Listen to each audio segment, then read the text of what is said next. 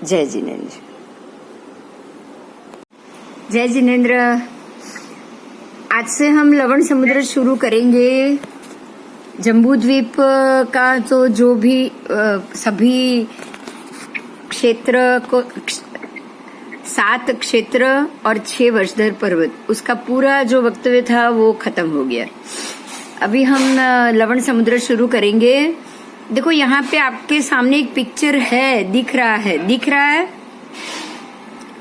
बराबर मध्य में जम्बू द्वीप है और जम्बू द्वीप के चारों ओर 2 लाख योजन जितना परिवेष्टित मतलब लपेट कर ये लवण समुद्र है। आपको ये दिख रहा है। अब ये द्वीप और ये समुद्र जो यहाँ नाप है ना, जो एग्जैक्टली वो आपको थोड़ा सा फर्क जानना है, क्योंकि यहाँ पे आप नाप देखोगे ना तो आपको जितनी जगह जम्बू द्वीप की है ना उतनी ही दोनों तरफ दिखाई देगी। बराबर नहीं है, ये पिक्चर नाप का नहीं बना है। मेरी बात समझ में आ रही है आपको? क्लैरिटी मिल रही है? हाँ, सेंटर में नहीं। देखो जैसे ये नहीं, सेंटर नहीं, नाप ही मतलब ये 1 लाख है तो ये 2 लाख डबल होना चाहिए बाजू का एरिया। पिक्चर में पण એવું જ છે। આ બાજુ વધારે છે, ઉપર વેલંદર पर्वत નાનું છે। हाँ, तो आपको ये जो बाजू की जो जमीन है ना, जैसे ये जम्बू है, आपको बराबर ये व्हाइट लाइन दिख रही है मध्य की लंबी, उससे ये लाइन डबल आ जाएगी इस तरफ, मतलब ये इतने एरिया का पिक्चर आ जाएगा। ये 2 लाख है, ये 1 लाख है। ये जो सफेद लाइन दिख रही है, ये महावी देखिए, ये कोने से लेके ये कोने तक ये दोनों नदी है, सीता नदी, सितोदा नदी। ये दोनों का जो एरिया है, दोनों का यहाँ से ये दुगुना आ जाएगा लाइन, ये भी दुगुना आ जाएगा, यहाँ भी डबल आ जाएगा, यहाँ भी डबल आ जाएगा। ये 1 लाख है तो यहाँ 2 लाख चाहिए, यहाँ 2 लाख चाहिए। समझ में आ रही है मेरी बात? तो आपको ये पिक्चर डबल नहीं है ये सोच के चलना है, क्योंकि हो सकता है पिक्चर में ये चीज कंफर्टेबल ना हो पाई हो। जितना ये मध्य का एरिया है, ये 2 एरिया है, उससे आधा जम्बू द्वीप होना चाहिए। देखो तभी ये 1 लाख, यहाँ 2 लाख और यहाँ 2, तो 2, 2, 4 और बीच में 5, ऐसे 5 लाख योजन का यहाँ तक का आपका पूरा एरिया चारों तरफ से होना चाहिए। बराबर?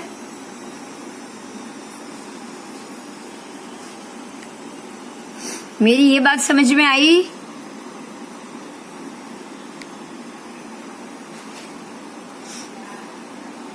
मेरी ये बात समझ में आ गई?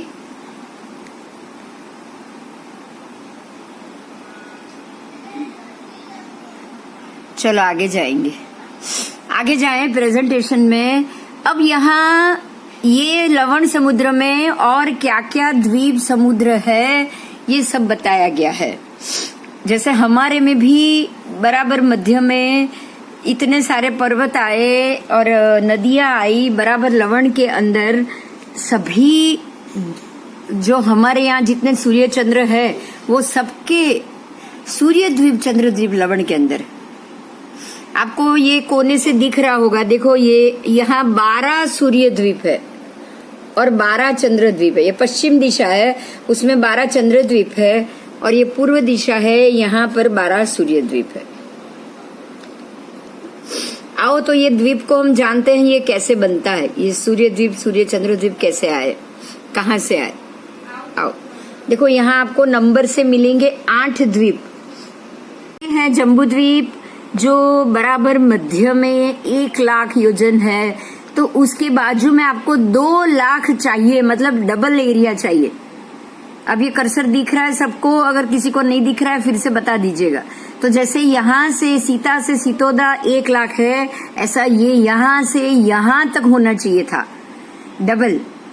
ठीक है, तो ये 2 लाख यहाँ, 2 लाख इस तरफ और 2 लाख इस तरफ और 2 लाख इस तरफ, चारों दिशा में 2-2 2-2 लाख चाहिए। तभी ये ऐसे ही आगे आगे जाके 45 लाख मनुष्य क्षेत्र होगा। 45 लाख मनुष्य क्षेत्र, ये पूर्व से पश्चिम, यहाँ पूर्व या पश्चिम है, वहां से भी वो 45 लाख होता है, और उत्तर और दक्षिण ऊपर नीचे से भी वो 45 लाख होना ही चाहिए, तभी वो पूरा 45 लाख योजन आपका मनुष्य क्षेत्र होगा। तो यहाँ आप गिनना शुरू करोगे, ये 1 लाख, फिर ये 2 लाख, यहाँ से 2 लाख, तो 2, 2, 4 और ये 1, 5, तो ये 5 लाख का आपका टोटल एरिया मनुष्य क्षेत्र का आ गया अंदर का। क्लियर हो रही है मेरी बात? अब यहाँ आओगे, आपको 1, 2, 3, 4, 5, 6, 7, 8 जो द्वीप बाहर है और 4 द्वीप अंदर है। देखो आपको यहाँ 4 द्वीप दिख रहा है, 4, 2 और बराबर मध्य में गौतमी द्वीप। गौतम द्वीप के लिए मैं बाद में बोलूंगी, आप पहले ये 2 और यहाँ के 2, 4 और ये 8 द्वीप, ये 8 द्वीप के बारे में हम जानेंगे। ये 8 द्वीप को पूर्व दिशागत 12 सूर्य द्वीप बोला गया है, और ये बराबर मध्य में गौतम द्वीप है पूर्व में। यहाँ जम्बू है, तो आपका ये तरफ का एरिया घातकी खंड का आएगा, घातकी खंड का आएगा। अब आओ पश्चिम में, आओ पश्चिम में दिशा में रहे 12 चंद्र द्वीप। आप देखो जैसे वहां था वैसे यहाँ पे 4, 4, 8 बाहर के लाइन में और 4 अंदर की तरफ। देखिए आप, ये 12 चंद्रद्वीप हुए, 12 चंद्रद्वीप हुए, हो गए, हो गए, समझ में आया सबको? पहले बोलो कोई।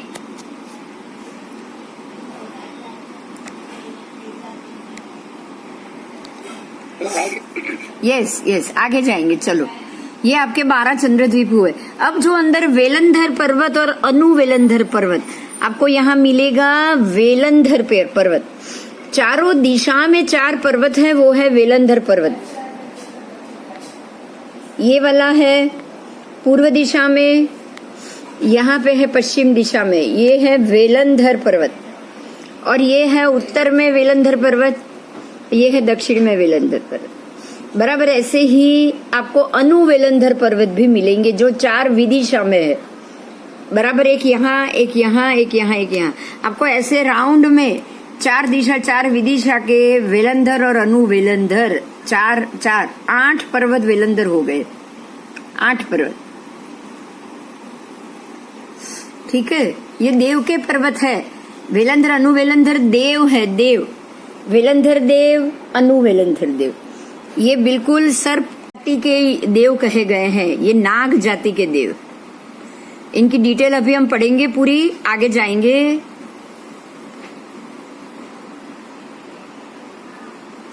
आओ,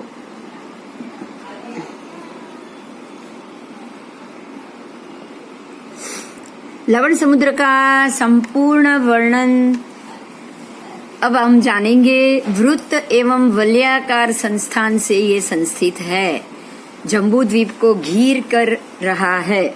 आपको यहाँ दिख रहा है ये जम्बू द्वीप को कैसे घेर कर खड़ा है चारों तरफ से, इसलिए उसको देखो, आप देखोगे यहाँ तो आपको मिलेगा वृत्त भी मिलेगा, वलयाकार भी मिलेगा। ये आपको वृत्त भी मिल रहा है, वलयाकार भी मिल रहा है। वलयाकार का मतलब बराबर आकार में, गोलाई के आकार में, और वृत्त का मतलब है पूरा गोल। आप ऐसे यहाँ से ये पूरा गोल है, और वलयाकार का मतलब क्या, वो बराबर गोलाई से आगे की वस्तु को, आगे की वस्तु जो 1 लाख का जम्बू है उसको बराबर लपेट के खड़ा है, इसलिए उसको वलयाकार परिवेष्टित चक्रवाल, ये सबके एक ही नाम है। ये चक्र का पैड़ा है, बराबर बीच में चक्र का पैड़ा, और ये तरफ आप देखोगे तो ये बाहर का चक्र का एरिया, इसलिए इसको चक्राकार, वलयाकार, ये शब्द का, ये सारे शब्द के प्रयोग यहाँ किए जाते हैं। यहाँ आपको चक्राकार शब्द प्रयोग भी मिलेगा, वलयाकार भी मिलेगा। वृत्त एवं वलयाकार, ये इसका संस्थान कैसा है, तो गोतीर्थ संस्थान है। गोतीर्थ, ये गोतीर्थ संस्थान है, नावा संस्थान है। आकार संस्थान का मतलब मुक्ता संपुट, संपुट, सुक्ता संपुट। आपको मुक्ता सुक्ति मुद्रा मालूम है ना, मुक्ता शुक्ति मुद्रा मालूम है, ऐसे ही ये शुक्ता संपुट है। अश्व स्कंद संस्थान, जैसे कि घोड़े का ऊपर का सिर, गर्दन, अश्व के कंधे, तो ये संस्थान बिल्कुल अश्व के कंधा, अश्व जैसे कंधा उठा के खड़े हो ऐसा अश्व जैसा है। वल्भी गृह संस्थान, फिर वृत्त संस्थान और वलयाकार संस्थान, ये सब संस्थान के जो आकार के जो अलग अलग नाम है वो नाम बताए हैं। संस्थान तो एक ही है, मगर ये सारे नाम से ये पूरा संस्थान, ये आकार के अलग अलग इतने नाम है। ये लवण समुद्र सम चक्राकार संस्थान से संस्थित है, विषम चक्राकार से नहीं। इसको आप कैसे समझोगे? सम चक्राकार का मतलब हर एक तरफ से एक जैसा, ऐसा नहीं कि यहाँ 2 लाख है, यहाँ 1 लाख हो गया, यहाँ वापस आधा लाख हो गया, यहाँ वापस 1 लाख हो गया, फिर यहाँ 2 लाख हुआ, ऐसा नहीं, ऐसा नहीं, अनइवन नहीं, लेकिन बिल्कुल सम चक्राकार कि जो यहाँ से भी 2 लाख, यहाँ से भी 2, यहाँ से भी 8 दिशा विदिशा से ये 2 लाख ही होगा, उससे कम नहीं। तो सम चक्राकार का मतलब ये होता है कि चक्र की चारों दिशाओं में एक जैसा आकार। ओके, आओ आगे जाए।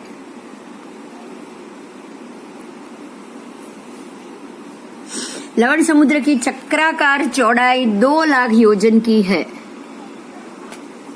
ये जो है वो 2 लाख योजन है, लेकिन कुल मिला के कितना हुआ? 2, 2, 4 और 1, 5 हुआ। यहाँ से 2 है, यहाँ से 2 है, तो ये तरफ 2, ये तरफ 2 और बीच में 1, 5, ऐसे यहाँ 2, यहाँ 2 और 1, 5। अब आपको अगर इसकी चक्राकार चौड़ाई 2 लाख ही है, लेकिन इसकी परिधि टोटल कितनी होगी? आपको इसके लिए एक गणित का सूत्र बताऊं। जैसे कि ये 1 लाख का जंबू था ना, 1 लाख का जंबू था, तो उसकी परिधि बराबर 3 गुना मानना है, 3 गुना से कुछ ज्यादा। तो जंबू अगर 1 लाख का है तो उसकी परिधि 3,15,000 थी। अब ये लवण 5 लाख का है तो परिधि कितनी होगी?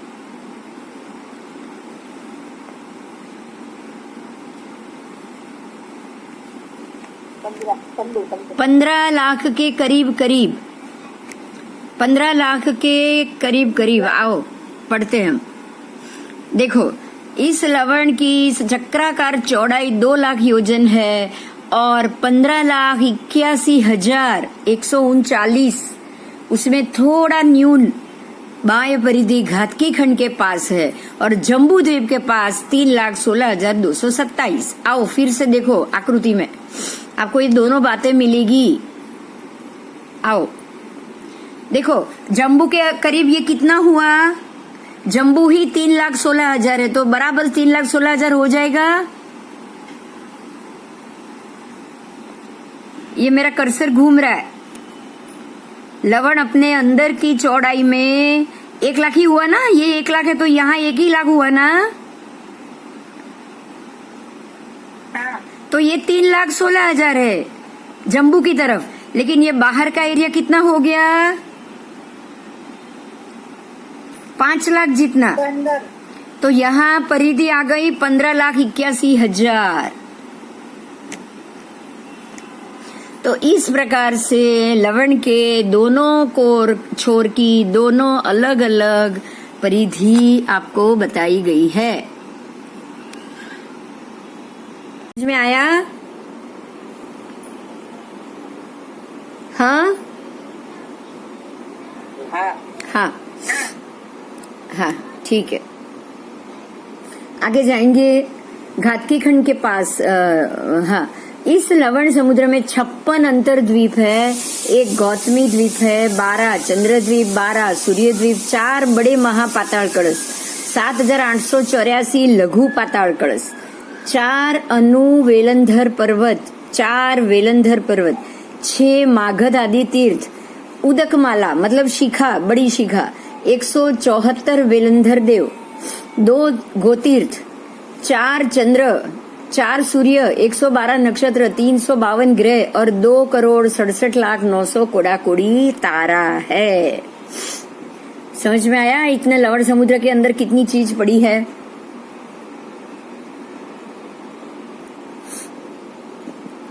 आओ सबको हम जानेंगे, सब हर एक चीज को हम जानेंगे। आओ, ये लवण समुद्र एक पद्मावर वेदिका और एक वनखंड से चारों तरफ से घिरा है। अब इसके भी 4 द्वार है। हाँ, आपको ये भी जानना है। आओ, जैसे ये आपने पिक्चर देखा ना, जैसे ये इसके बाहरी भाग में चारों तरफ से वनखंड और पद्मावर वेदिका है और इसके भी 4 द्वार है। एक यहाँ द्वार है, एक यहाँ द्वार, एक यहाँ और एक यहाँ। मेरू पर्वत से 45,000 छोड़ के ये जम्बू द्वीप के 4 द्वार जाने थे ना, विजय द्वार, जयंत द्वार, अपराजित और विजय जयंत। फिर आपको याद है किसी को? मैं एक द्वार भूल गई हूँ। विजय, वैजयंत, जयंत और अपराजित, ऐसे ये जो 4 द्वार हैं जम्बू के, वैसे ही लवण के भी एक यहाँ, एक यहाँ, एक यहाँ और एक यहाँ द्वार है। और ये पूरी पद्मावर वेदिका से ये लिपटा हुआ है।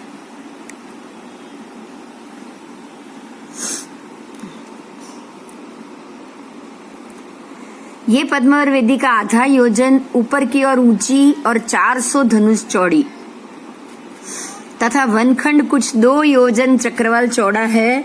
और यहाँ देवगण, यहाँ कौन आएंगे? देवगण आएंगे। कोई यहाँ मनुष्य नहीं जाएगा, कोई भी मनुष्य यहाँ नहीं जा सकता।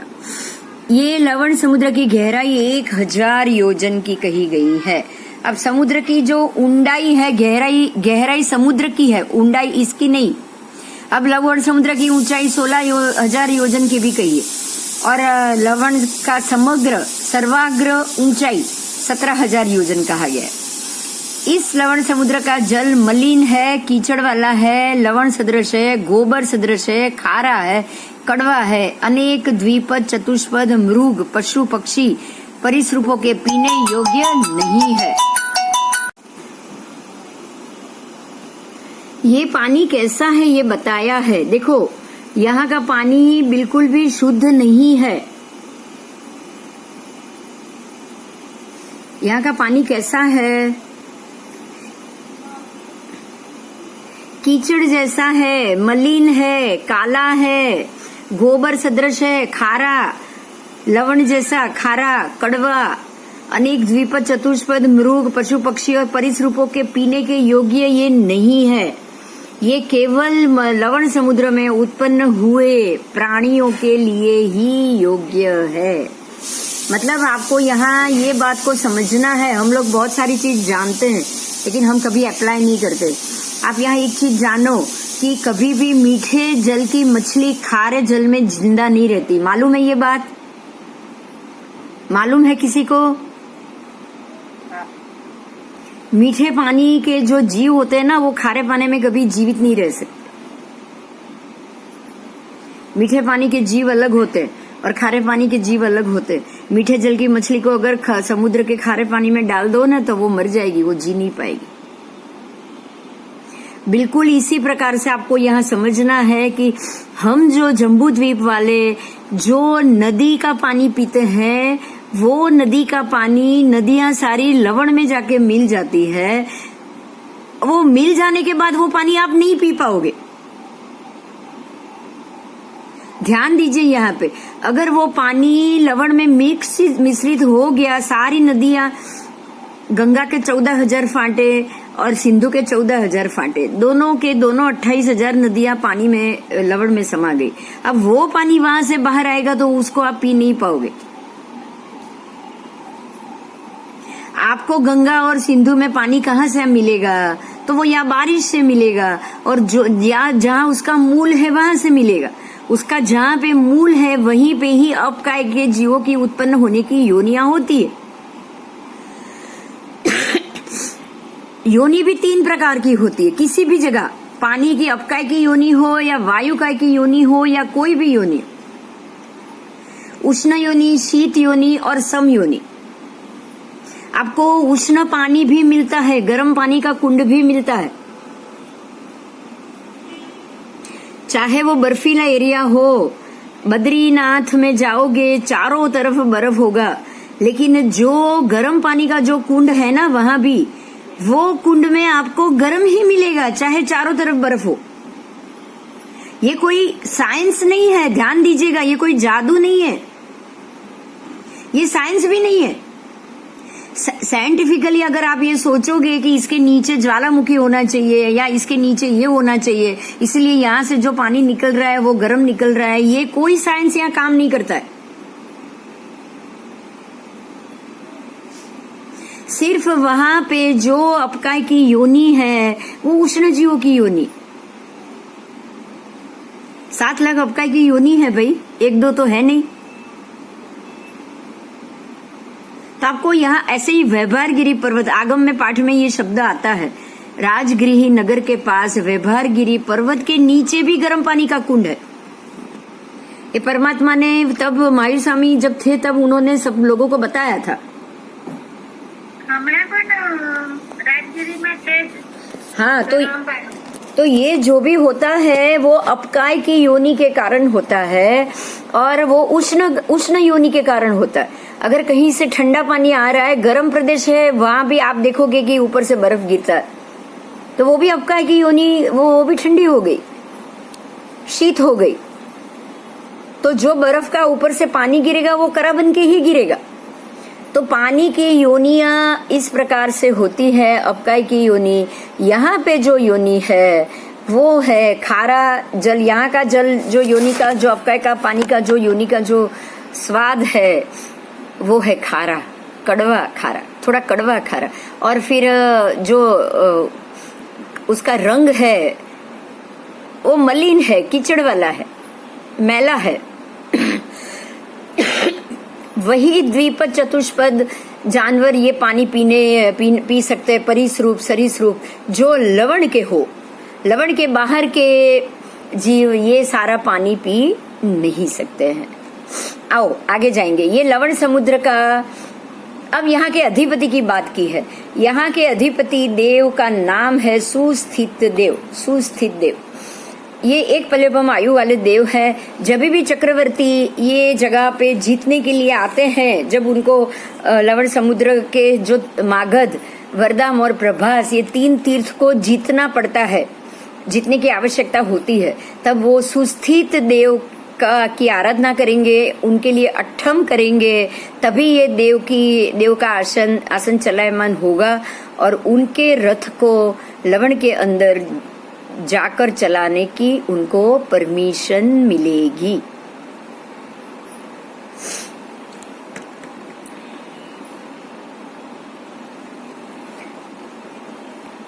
जिस तरह लवण समुद्र में बहुत से उदार मेघ बनने लगते हैं और वर्षा बरसाते हैं, उसी प्रकार से बाहर के 2.5 द्वीप के बाहर के समुद्र में ऐसा कुछ भी नहीं होता। अब देखो यहाँ पे एक बहुत बड़ी बात बताई है, उस पे थोड़ा ध्यान दो।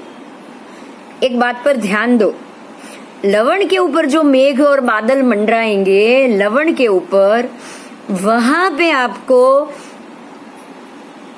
बारिश और उदार मेघ भी आती है, वर्षा भी होती है। ऐसे बादल लवण के ऊपर आएंगे, लेकिन बाकी अन्य कोई भी समुद्र बाहर के, उसमें आपको ऐसे बारिश और मेघ मिले, ये संभावना आपको भूल जाना। इसका एक खास कारण है, क्योंकि लवण के दोनों पूर्व से भी आओगे या उत्तर से भी अंदर की तरफ, लवण के चारों दिशा में अंदर की तरफ आपको जम्बू द्वीप स्थित है। तो जम्बू के ऊपर के बादल कहीं बाहर गए तो वो लवण में जरूर जाएंगे।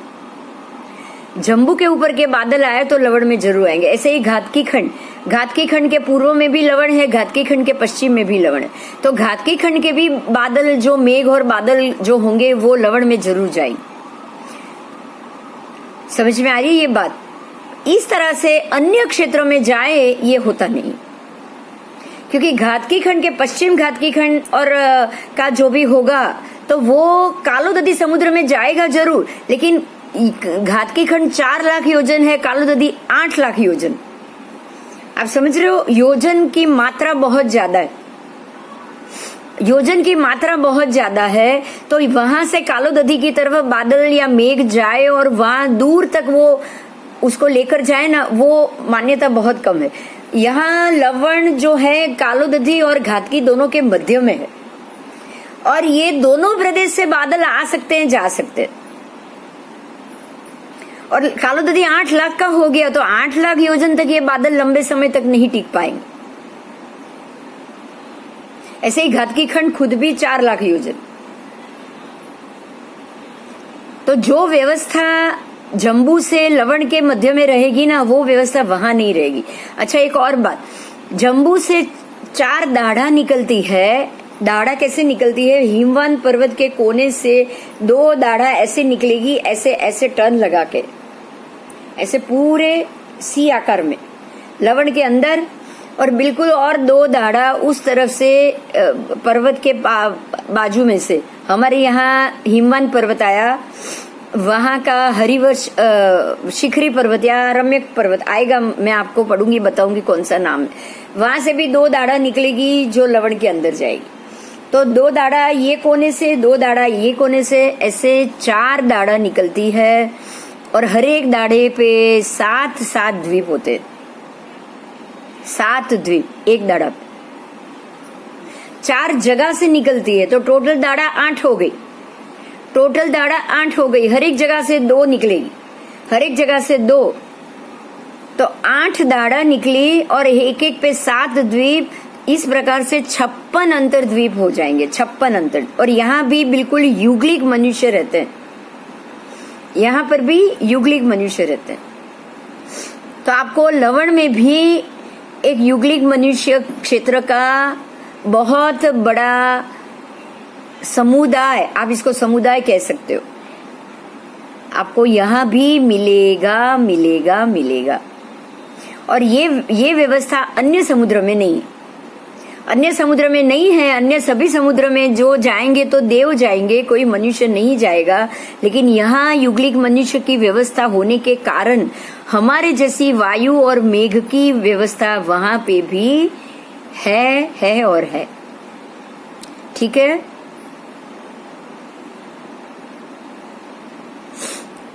आओ अभी आगे और भी पढ़ेंगे। लवण समुद्र में उत्कृष्ट से 500 योजन उत्सेधांगुल प्रमाण के मत्स्यादि जलचर जीव होते हैं। 500 योजन। उत्सेधांगुल का मतलब ये होता है कि जो समय जैसी अवगाहना हो वैसी, और वे जगती के वीवरों में से होकर जम्बू द्वीप के प्रवेशित पानी में, उसी विवरों में से होकर मत्स्यादि भी ज्यादा से ज्यादा 9 योजन दीर्घ काया वाले प्रवेश कर सकते हैं। आपको ये पता है कि लवण के अंदर छिद्र बनाए गए हैं, लवण और जम्बू द्वीप की जगती के अंदर छिद्र बनाए गए, मालूम है ना? वो वीवर बनाए थे, मालूम है ना? कौन से राजा ने बनाए थे? याद है किसी को? पहले हो चुका ये पाठ। अजितनाथ भगवान के समय में सगर चक्रवर्ती के 60,000 पुत्र, उन्होंने ये वीवर बनाए थे, छिद्र बनाए थे और लवण का पानी अंदर लाया। तो वो जो छिद्र है उसमें से लवण के पानी में, पानी के साथ साथ 9 योजन बड़े बड़े जानवर भी, समुद्री जलचर भी अंदर प्रवेश कर जाते हैं। कितने? 9 योजन बड़े। आप सोच सकते हो कितने बड़े होंगे। 12 योजन की तो अयोध्या नगरी थी।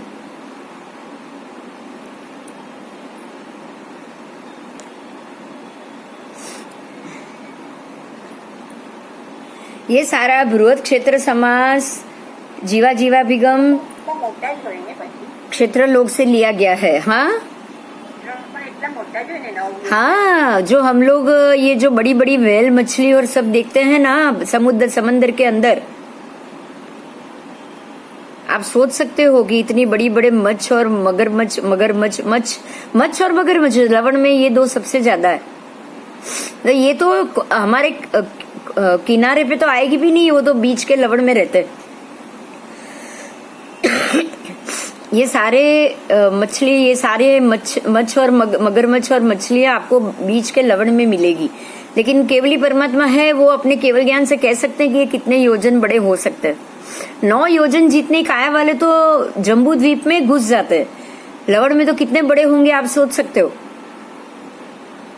500 योजन प्रमाण के बताए हैं, 500 योजन बड़े बताए हैं लवण में। कितने?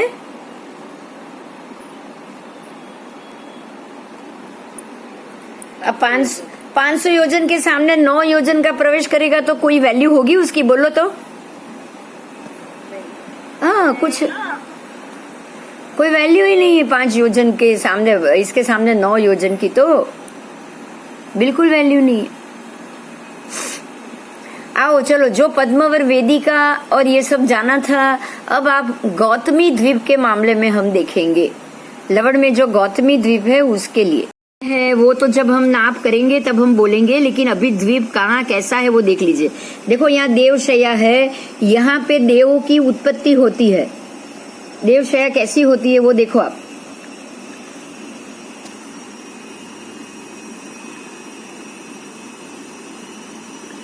एक मिनट, हाँ,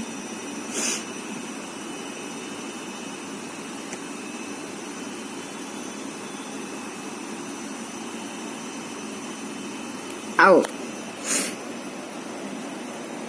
बिल्कुल देवशया ऐसी होती है, फूलों की सेज वाली, फूलों से बनी, और इसके अंदर देव ऐसे ही अपने आप यौवन वय में उत्पन्न हो जाएंगे। सोते सोते जैसे अभी अभी इंसान उठा है, अगर यहाँ से कोई मनुष्य की मृत्यु हो गई ना, और वो अगर उसको देव बनना है ना, तो वो यहाँ आएगा, वो जीव आत्मा, नीचे से तो उसके प्राण निकल गए, वो प्राण यहाँ आएंगे, और ऐसे ही देव में ये देवशैया पे लेटे लेटे ही जो 48 मिनट में उसका शरीर, उसकी अवगाना बननी होगी, वो बनाने के बाद जैसे वो नींद से उठा है वैसे ही वो जागेगा। ऐसे ही वो जागेगा और खड़ा हो जाएगा। उसको ये भी नहीं याद होगा कि मैं कहां से, वो देखेगा, फिर देव तो है, उसको याद रहता है, वो अपने उसको क्या बोलते हैं, वो अपने भव से प्राप्त अवधि ज्ञान से वो देखता है कि मैं कहां से आया हूं। वो भव से प्राप्त अवधि ज्ञान होता है, पुण्य से मिला अवधि ज्ञान नहीं, भव से मिला अवधि ज्ञान। उससे उसको ये मालूम होता है कि वो कहां से आया, कौन से शहर से आया, कौन से नगर से आया, वो ये सोचता है। हाँ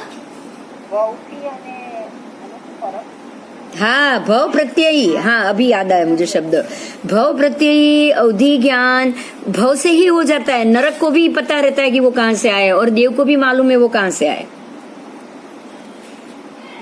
तभी तो उनको पूर्व जन्म के वैरी याद आ जाते हैं, इसलिए वो पूर्व जन्म के वैरी को मारने दौड़ता है।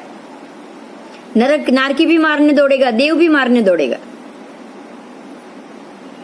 क्योंकि उन सबको पूर्व जन्म भव प्रत्यय से याद है। देव योनि और नरक योनि दोनों में ऐसा पूर्व में वो कहां से आए हैं, उसका शत्रु कौन है, उसका मित्र कौन है, सब याद रहता है। यही कारण है, जैसे शालिभद्र के पिता 99 पेटी रोज भेजते थे, क्योंकि वो मरने के बाद देव बने, तो अपने बेटे को बैठो और आराम करो, वहां से रोज 99 पेटी भेजते थे।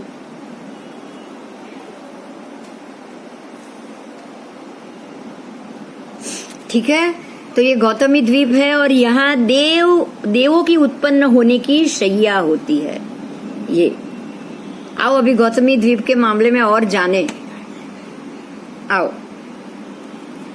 ये बहुत छोटा द्वीप है, क्योंकि इसमें तो बहुत सारे बाकी भी द्वीप होते हैं। आओ, गौतमी द्वीप कहा जाता है लवण समुद्र के अधिपति अधिष्ठायक देव सुस्थित नाम के देव हैं, जो एक पल्योपम की आयु स्थिति वाला देव है। और जम्बू द्वीप के लवण समुद्र से बाहर जो 12,000 योजन छोड़ के एक दूसरा जम्बू नामक द्वीप आएगा, उसी में उसकी राजधानी है, बराबर।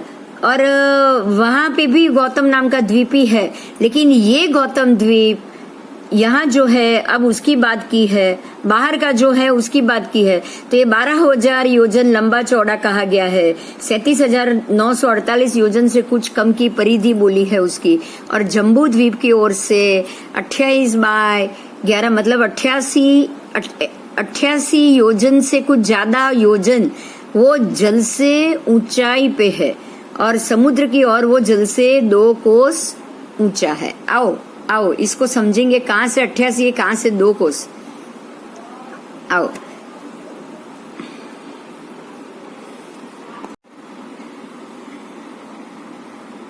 देखो, ये जम्बू की ओर मतलब इस तरफ 88 योजन है गौतमी द्वीप, इस तरफ से वो 88 योजन, और ये समुद्र की ओर से मतलब यहां से वो 2 कोस ऊंचा, यहां से वो 2 कोस ऊंचा है, यहां से वो 88 योजन ऊंचा है, 88। बहुत ही छोटा सा ही 100 योजन के अंदर ही ये बाहर निकला हुआ है।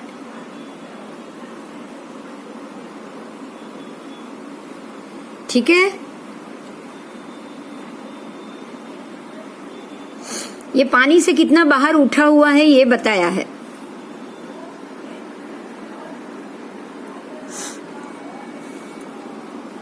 लवण समुद्र की ओर से वो जल से 2 कोस ऊंचा है, पानी से कितना ऊंचा है। ये पूरा पद्मावर वेदिका एक वनखंड से चारों तरफ से घिरा हुआ है। ये गौतम द्वीप नाम के द्वीप के अंदर के भूमि भाग में अत्यंत सम और रमणीय है, जैसे कि किसी मृदंग के ऊपर कोई चर्म चढ़ाया हुआ हो वैसा है ना बजाने का, बिल्कुल ऐसा वो सीधा है अंदर से एकदम सपाट।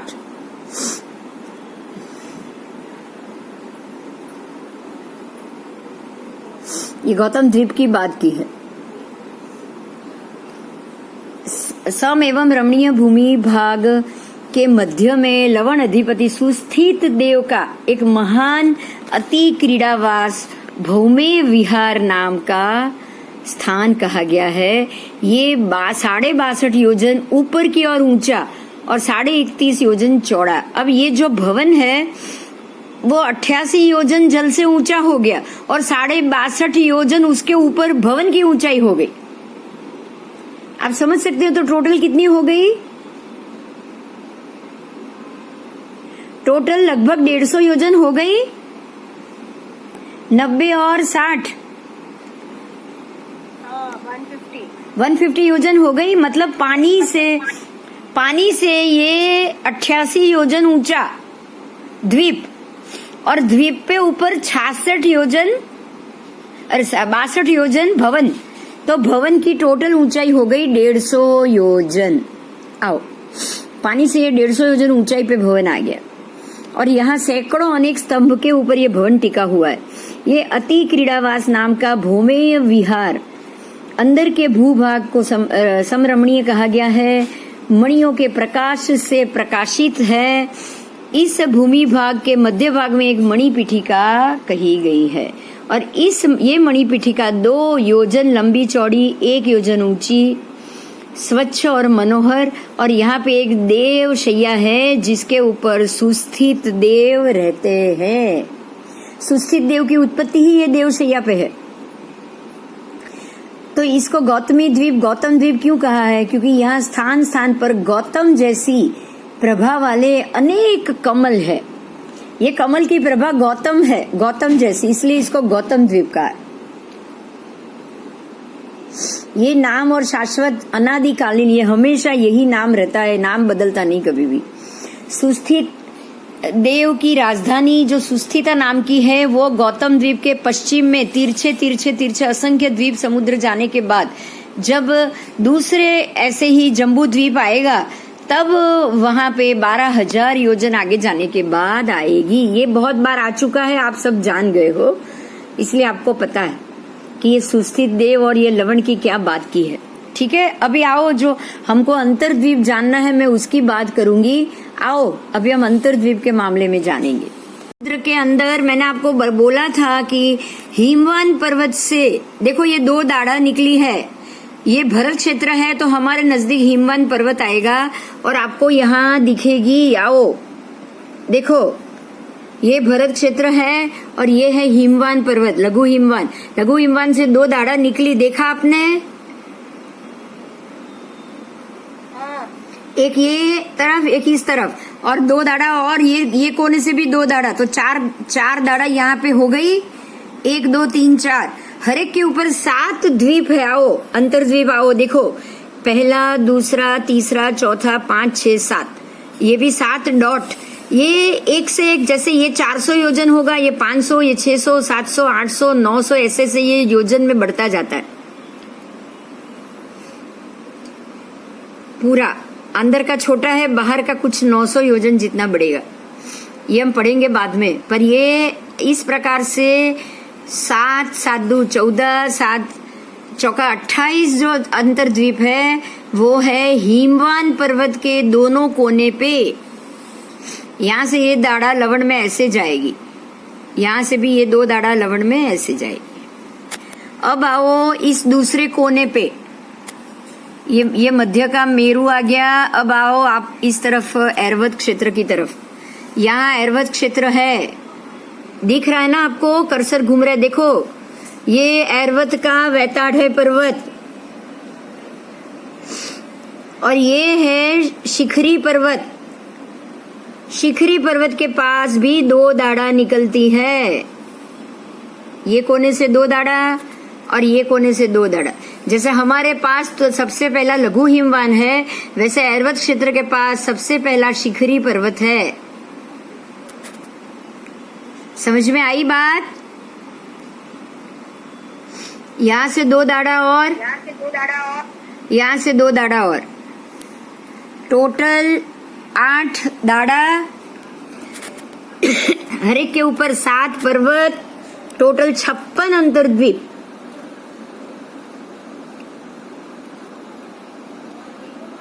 ये क्लियर हुआ? आई हाँ, यहाँ पे युगलिक रहते हैं और उनको अंतर्द्वीप के ही मनुष्य कहे जाते हैं। वहाँ भी कल्प वृक्ष है, वहाँ भी ऐसे युगलिक है जो कल्प वृक्ष से फल खाके जीते और मरने के बाद सीधे मोक्ष में मरने के बाद सीधे देवलोक में जाते।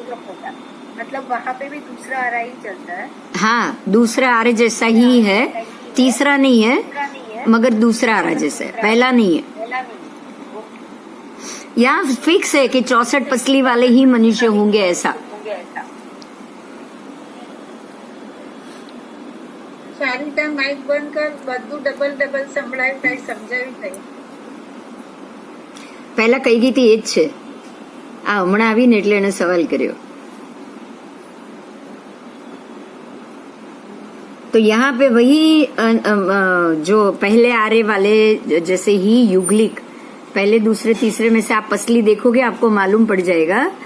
तो यहाँ भी युगलिक ही रहते हैं, उनका भी वक्तव्य आएगा पूरा।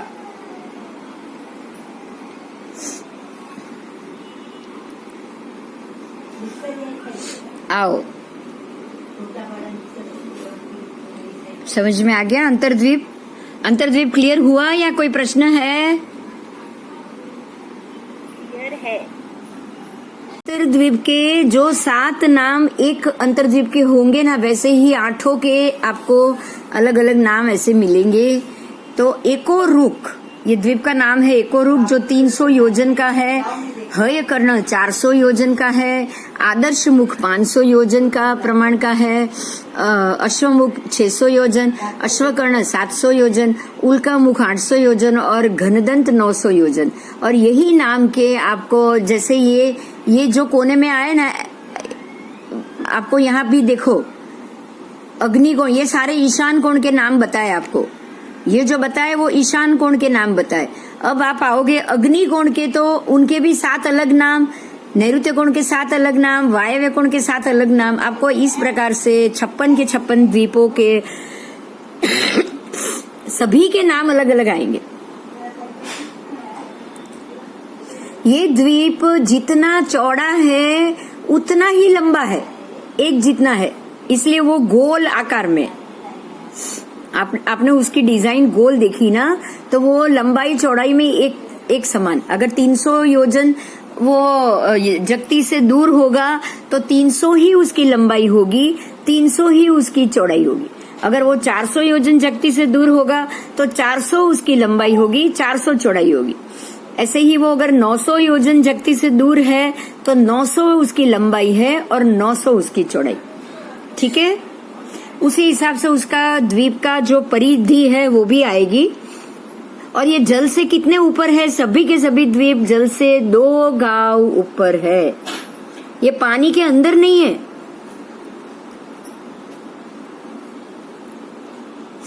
ये दाढ़ा है ना, बिल्कुल पानी के ऊपर हवा में लटक रही है।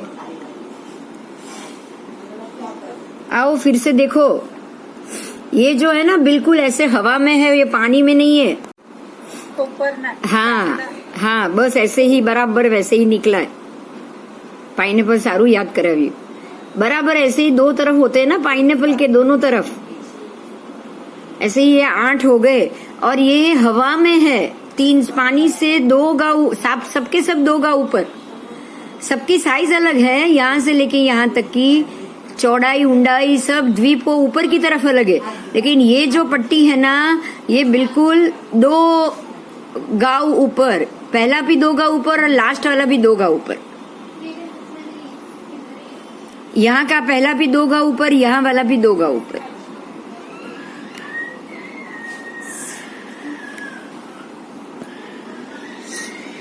ठीक है,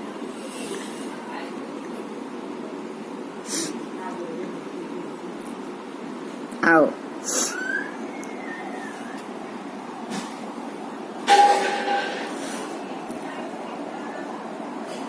ये 56 अंतर्द्वीपों के आसपास पद्मावर वेदिका और बगीचे आए हुए। इसके आसपास पद्मावर वेदिका और बगीचे बताए हैं। फिर सभी द्वीपों में देखो, यहाँ लिखा है 800 धनुष प्रमाण काया, 3200 हाथ की ऊंचाई, 800 धनुष प्रमाण काया। ये आपके तीसरे आरे से कुछ थोड़े ही अलग हुए, तीसरे आरे के प्रमाण हुए। पल्योपम के असंख्यात वे भाग के आयु वाले, 64 पसलियां वाले, 64 पसलियां वाले, एक दिन के अंतर में कल्प वृक्ष के फलों का आर, मतलब तीसरे आरे के समान ही हुए, क्योंकि ये सूर्य चंद्र के मांडले से बहुत नजदीक है, इसलिए ये तीसरे आरे के ही यहाँ मिलेंगे। राग द्वेष रोग शोक के अभाव वाले, 6 महीने की आयु जब रहेगी तब पुत्र पुत्री युगल को जन्म देने वाले, जन्म के बाद 79 डेज तक उनका लालन पालन करके समाधि पूर्वक मृत्यु प्राप्त करके देवलोक में ही जाने वाले मनुष्य होते हैं। तो टोटल किया है वो ध्यान दीजिएगा।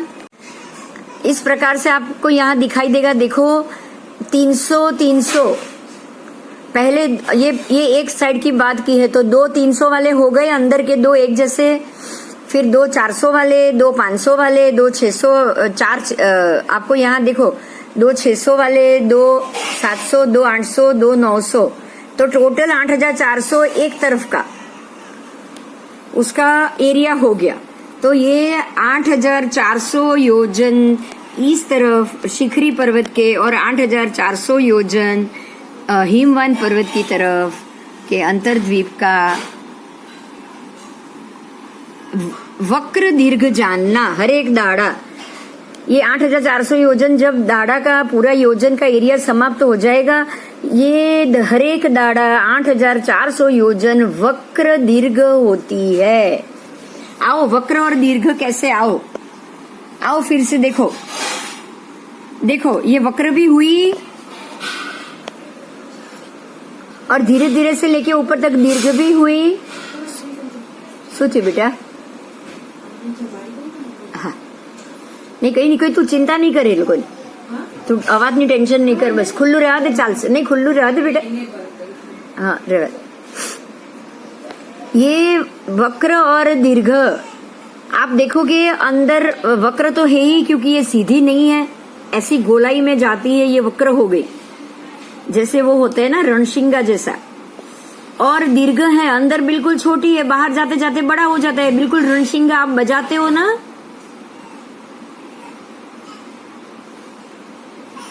तो ये वक्र भी है और दीर्घ भी है।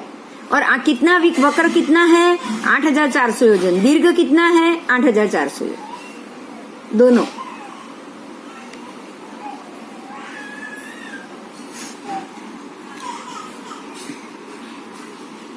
बोलो, कोई प्रश्न है आपकी? ये पूरा हो गया? हाँ,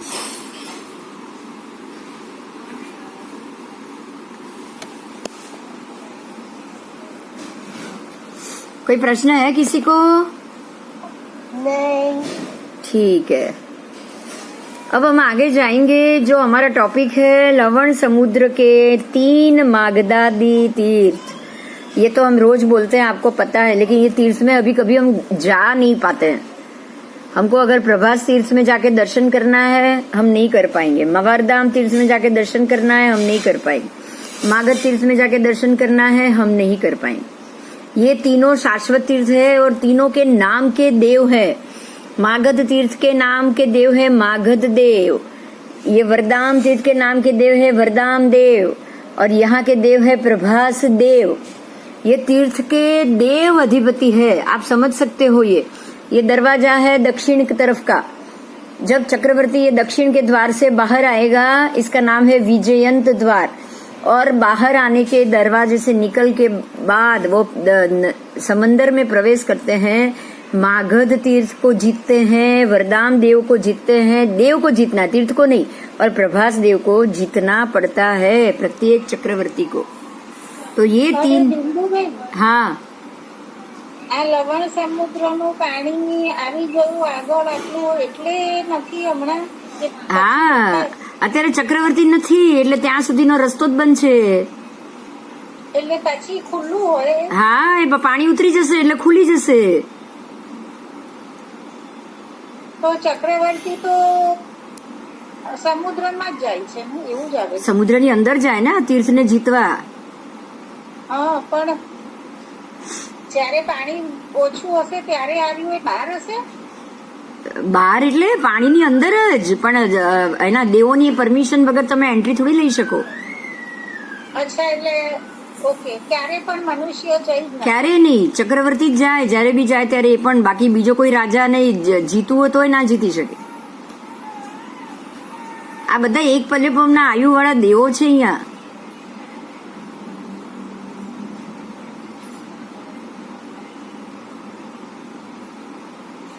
आपने बोला था ना कि 4 सरस्वती होंगे, लेकिन निकले 108 भगवान.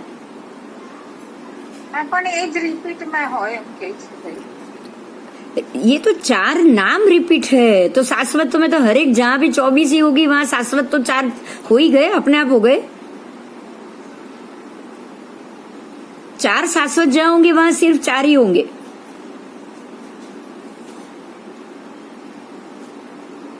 जहाँ पे 4 शाश्वत होंगे ना, वो सिर्फ वहाँ 4 ही होंगे. लेकिन जहाँ 24 के 24 आ गए तो ये तो 108 आ गए.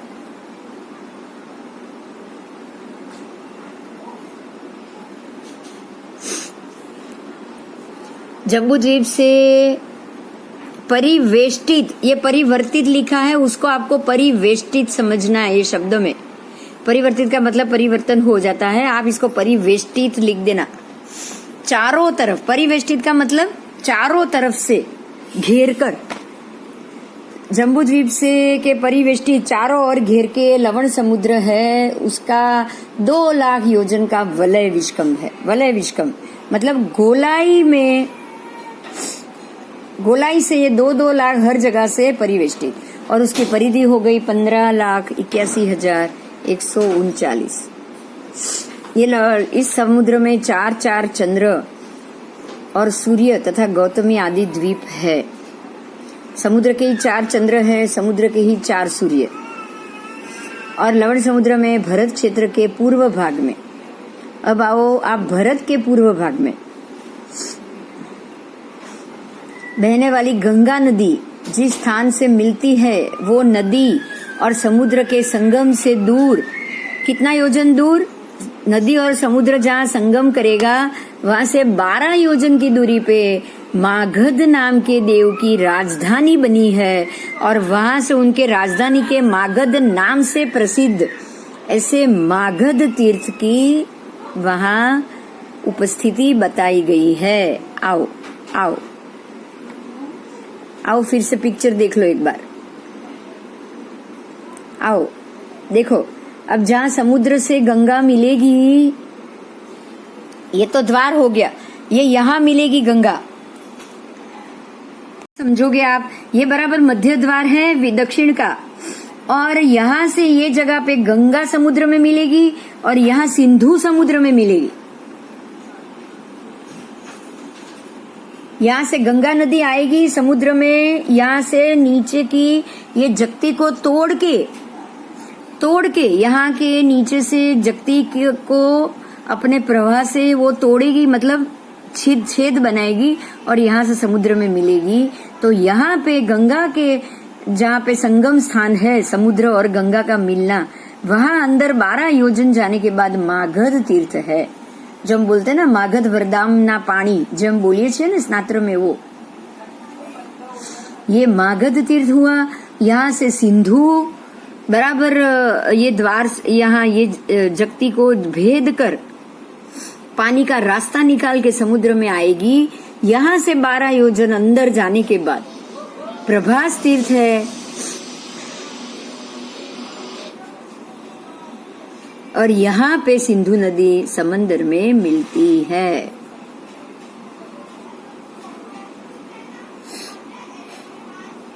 ठीक है,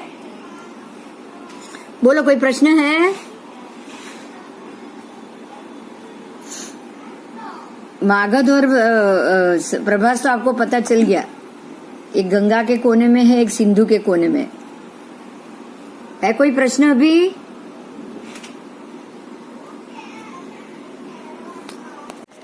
आगे जाएंगे।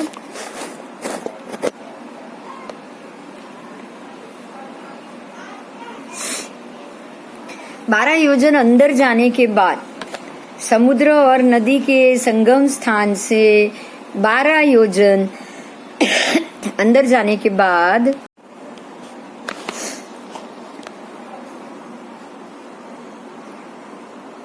मागध नाम का द्वीप है, और ये यहाँ उसको मागध तीर्थ के नाम से जाना जाता है, क्योंकि द्वीप ही हो गया ना, समंदर के अंदर है। 12 योजन अंदर जाने के बाद है, समंदर के बीच में, उसे मागध तीर्थ कहा जाता है। जलाशय में उतरने योग्य ढलान वाला क्रमशः नीचे गया हुआ भूमि भाग होने के कारण उसको तीर्थ कहा जाता है। आओ आओ, इसको तीर्थ क्यों कहा जाता है? हाँ हाँ, कौन है? हाँ तो बोलो। મને અહીંયા તો લખેલું વંચાશે જ નહીં, બોલો જીનલ।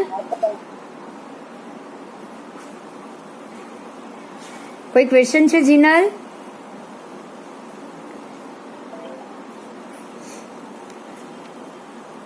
ચાલો છોડો, आओ આગળ।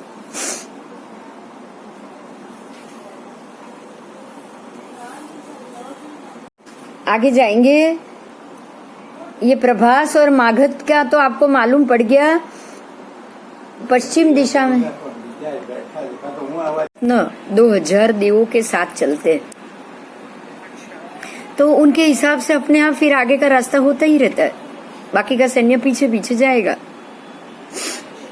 और उससे पहले ही उनको, चक्रवर्ती को, वहाँ के जो सुस्थित देव है ना, उसकी आराधना करनी होती, और वो आराधना करने में उनको अट्ठम करना पड़ता है, अट्ठम तप।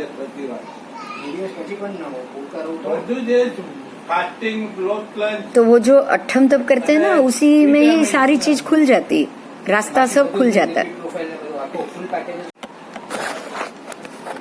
आओ आगे जाएंगे।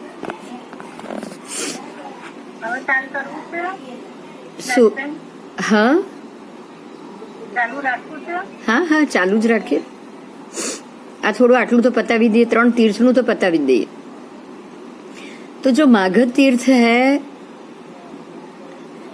बिल्कुल जैसे हमारी तरफ ये 3 आए हैं ना तीर्थ, ऐसे ही 3 तीर्थ ऐरावत क्षेत्र की तरफ भी है। आपको ये भी जानना है, ऐरावत क्षेत्र में भी ये 3 तीर्थ है, और हरेक महाविद्य के विजय में भी आपको इतने तीर्थ मिलेंगे। 32 विजयों के 32 तीर्थ। टोटल कितने हुए जम्बू द्वीप के, बोलो? 40। बहुत सारे हो गए। 32 विजय के 32 हुए, और 34 टोटल 34 हुए, 34। 32 विजय ना 32, और ऐरावत का और भरत का होली बाजू ना 32। सबके 3 ही होंगे, लेकिन आपको 32 विजय और भरत और ऐरावत ऐसे 34 के गिनने। 34 को 3 से मल्टीपल करना है। 102।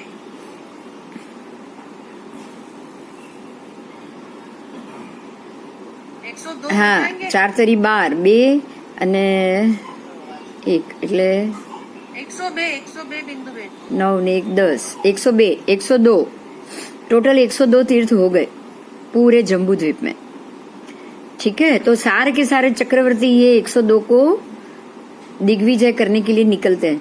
प्रथम मागध तीर्थ के समीप समुद्र नदी के किनारे अपना देखो कैसे सैन्य को स्थापित करता है, फिर अठम तप करता है, और अकेला ही 4 अश्व वाले रथ में आरूढ़ होके रथ का मध्य भाग डूबे वहां तक समुद्र में उतर के रथ के ऊपर खड़े होकर अपने नाम से अंकित बाण मागध देव की राजधानी में फेंकता है।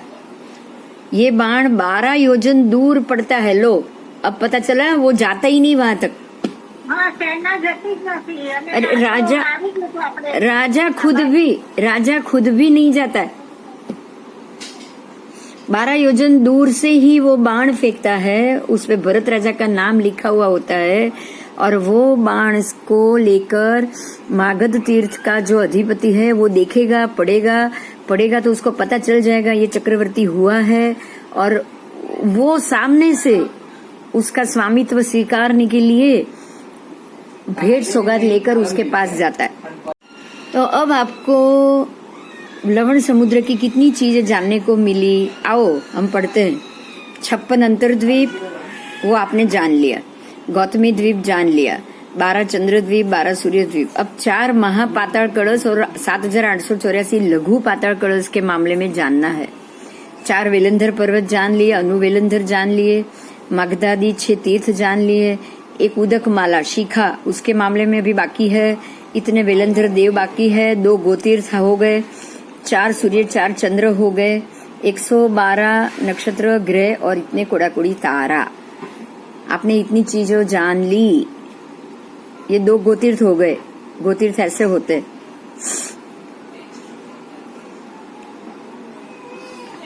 ये जैसे कैसे देखो पानी नीचे उतर रहा है, देखा यहां से भी नीचे उतर रहा है।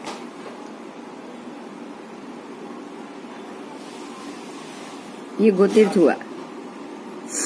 गोतीर्थ और जल वृद्धि का दृश्य दोनों तरफ से। ये पानी इतना नीचे कलश है, अभी कलश के मामले में जानेंगे, फिर ये पानी के मामले में जानेंगे। यहाँ जम्बू द्वीप है, यहाँ घातकी खंड इस तरफ, और जैसे ही लवण में आप उतरोगे पानी उछलेगा। ये एरिया में लवण हो गया। ये आकृति नहीं बनाई है बराबर। अब देखो यहाँ घातकी खंड है, यहाँ घातकी खंड है, और यहाँ दोनों ये तरफ तो पानी होना ही नहीं चाहिए ना, होना चाहिए।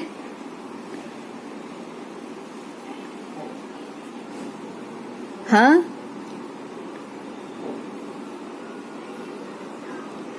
हेलो,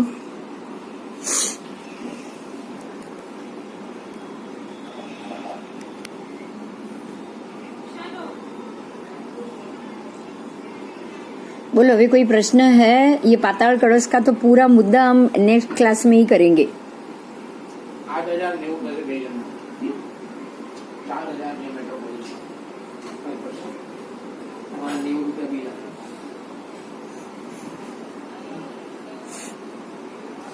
એ 2600 નું પેકેજ છે 1400 રૂપિયા ખાલી. હા આ પિક્ચર એકદમ પરફેક્ટ છે. જો આ જેટલું માપ છે ને બરાબર ડબલ અહીંયા છે.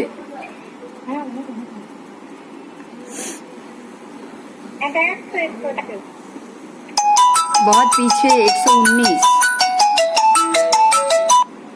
पेज नंबर 119 118 बहुत पीछे है. देखो यहाँ अब सारे मछली वछली बताई है. ये द्वीप भी बताए हैं. ये पूरा सूर्य द्वीप चंद्र द्वीप देखो ये लाइन से सारे द्वीप है.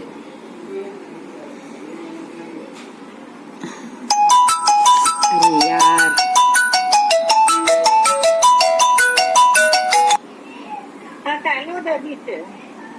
हाँ एक मिनट. हाँ ये तो बहुत पीछे का बाहर का है कालोदधी समुद्र है. मगर ये जो नाप है ना वो परफेक्ट है. मैं ये कह रही हूँ ये लवण का नाप होना चाहिए. एक मिनट आओ देखो ये चाहे कालोदधी इन्होंने बताया है लेकिन जितना लवण का नाप है यहाँ भी डबल यहाँ आपको ये लवण समुद्र के लिए ये पिक्चर परफेक्ट आ रहा है. लवण का इतना ही नाप होना चाहिए. बराबर. मेरी ये बात तो समझ में आ रही है ना. हाँ હમણાં આવી ગયા. તને શરદી થઈ ગઈ છે કેમ?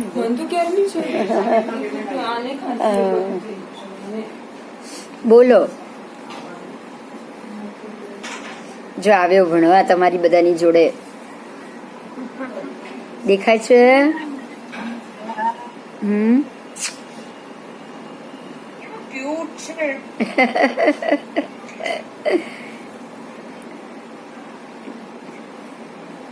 ક્યુટ જ છે. રોલું પોલું છે રોલું પોલું.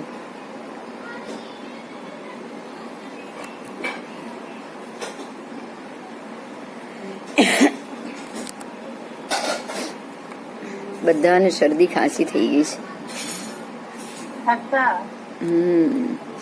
છોકરાઓને ને બધાને ઘરમાં.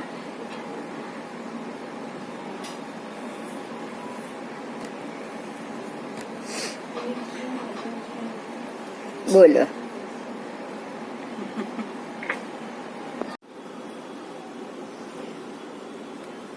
જય જીનેન્દ્ર.